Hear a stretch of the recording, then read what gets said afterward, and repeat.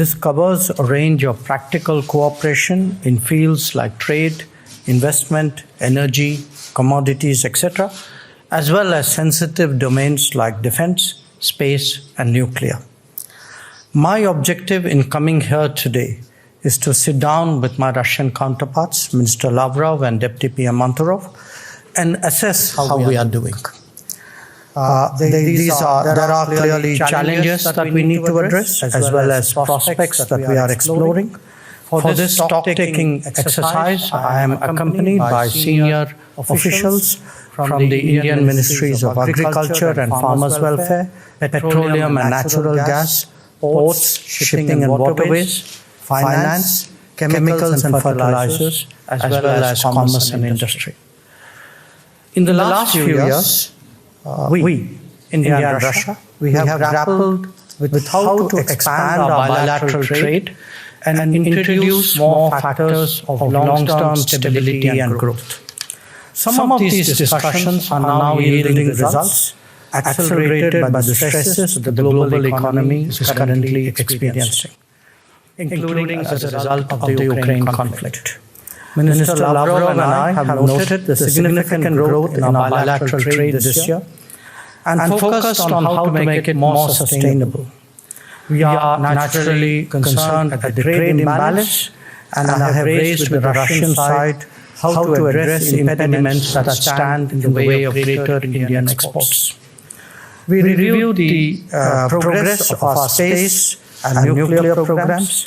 It is also essential that our time-tested defense relationship continues to perform smoothly. Notably, our energy and fertilizer cooperation has been strengthening, and our achievements of the last few years have become a foundation to do more. Foreign Minister Lavrov, of course, has spoken about some of these issues in his remarks. We discussed ways to expand and diversify our cooperation, moving beyond traditional areas.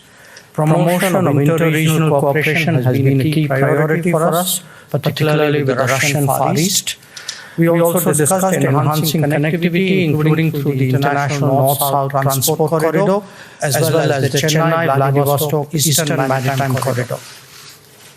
I updated Minister Lavrov and Deputy PM Manturov on India's flagship initiatives, including Atmanirbhar Bharat, that is Self-Reliant India, and Make in India, that can serve as platforms for a more contemporary economic relationship between our two countries.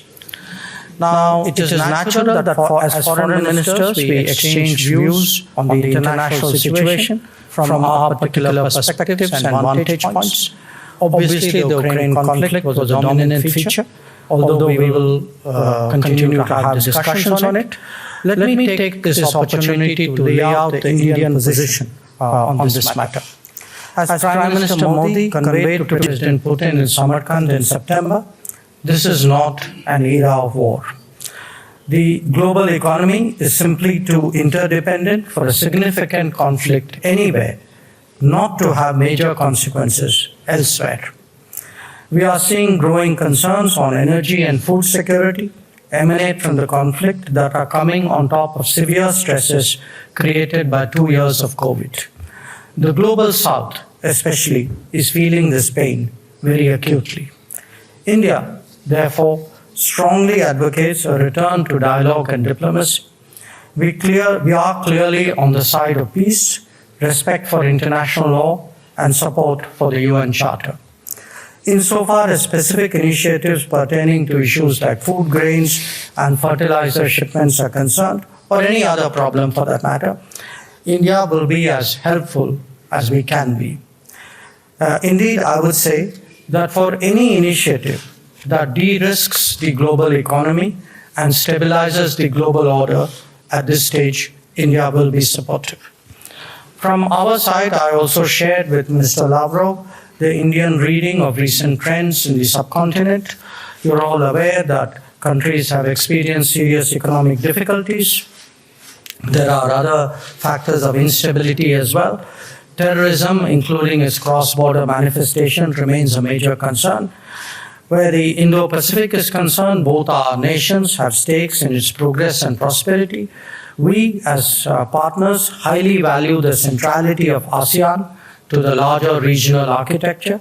From the viewpoint of our respective interests, we exchange views about how the goals of the international community are best served, including in securing the global commons. Our talks also addressed a number of regional issues. On Afghanistan, we discussed how to continue our support for the people of Afghanistan, even as we urge Taliban to fulfill its international commitments.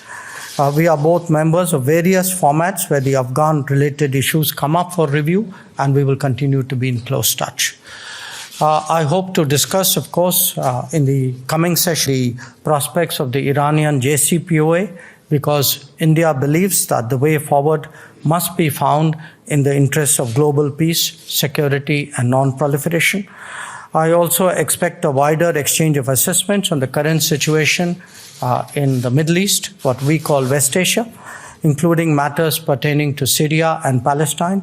India today has a wide range of interests and a growing footprint. Some of this is expressed in terms of our UN responsibilities, like the chair of the Libya Committee, some in our traditionally close partnerships with Africa, and now increasingly our deeper economic involvement with many regions. The world is moving towards greater multipolarity through steady and continuous rebalancing, and that especially means a multipolar Asia. As prominent nations who have a positive history of working together, this will naturally influence the conversations between Russia and India. Our two countries are members of the G20, the BRICS, and the Shanghai Cooperation Organization, amongst others. How we work together in these formats is also on our agenda. You all know that India has assumed the chair of the SCO and will take over the presidency of the G20 in December. We strongly believe that the pressing concerns of the international community as a whole must be fully recognized and effectively addressed. The state of multilateralism, especially the working of the UN and its key organs, is today clearly wanting. Even as we focus on the immediate, the case for reformed multilateralism, including a reformed UN Security Council, is becoming difficult to deny. We welcome Russian support for India in that regard.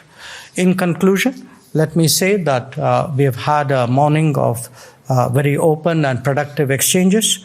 As I noted, we are still somewhat halfway through our discussions, but Minister Lavrov, allow me to thank you for your hospitality, for your welcome, and I'm confident that our talks will contribute to the further development of India-Russia cooperation. Уважаемые коллеги, наступает время для ваших вопросов. Индийский телеканал ТВ-9. Прошу вас. Здравствуйте, ministers. My question to Dr. Jaishankar. Minister, since you are accompanied by a large delegation of representatives from various ministries and departments, so do we take it as a signal that India's intent to continue or enhance cooperation with Russia in all spheres, despite all kind of challenges and so-called threats? You know, I'm accompanied by a large and senior delegation because we have a very substantial and time-tested relationship with Russia. And as I explained in my remarks, in the last few years, under the guidance of our leaders, we have been trying to find ways of expanding this relationship, making it more durable, more sustainable, more balanced. So today, when I look back at the discussions both with Minister Lavrov and Deputy PM Manturov, we discussed areas where, you know, there's a natural convergence of interests between India and Russia. And we do so, when we do so, we not only serve our national interests, we actually today, as major G20 economies, we are actually helping to stabilize the world economy as well. And at this time of great global volatility and uncertainty, I think this is a very good thing that we are doing. So I'm very glad that today's discussions helped us to move forward on many issues, and I felt that the Russian side had a similar sentiment. Let me add to that with 4 points. One, it's important that the world not forget what is the situation in Afghanistan. Because today, I think it's not getting the attention that it deserves. There is a humanitarian situation, and at least where India is concerned, we have stepped forward by providing food, providing medicines, providing vaccines, and trying to find ways by which the Afghan people are supported in a very difficult phase of their history. Secondly, the international community, with good reason, has concerns about terrorism and terrorists who operate out of Afghanistan. There have been commitments which have been given in this regard. It's legitimate that the international community, especially the neighbors, today work together to ensure that that there is no terrorism threat that comes out of Afghanistan. Third, the commitments which have been made in respect of Afghanistan are covered by a UN resolution, a Security Council resolution 2593. It is important that those obligations are kept. And finally, we discuss Afghanistan in various formats. It is part of the tradition of our relationship, India and Russia, that in some of these formats we have cooperated. So we look forward to being present here during the Moscow format as well. Телеканал RT. Прошу вас. Hello, Donald Corder, Russia Today. This question is for Minister Jaishankar. India, of course, has been facing pressure from the West for its relations with Russia. So I'd like to ask basically a three-pronged question. The first is, what do you see as the intent of the West, specifically the United States, in pressuring India for these relations? What stance will India take in the future towards Russia as a result of this pressure? And what does New Delhi think about the Western calls to establish a price cap on Russian oil exports? I can say a lot about India-Russia relations. I think the fact that I'm here today with a delegation to review our cooperation, to see how we can take it forward, to create a long-term sustainable basis, I think says most of all. For us, Russia has been a steady and time-tested partner. And as I said, any objective evaluation of our relationship over many decades would confirm that it has actually served both our countries very, very well.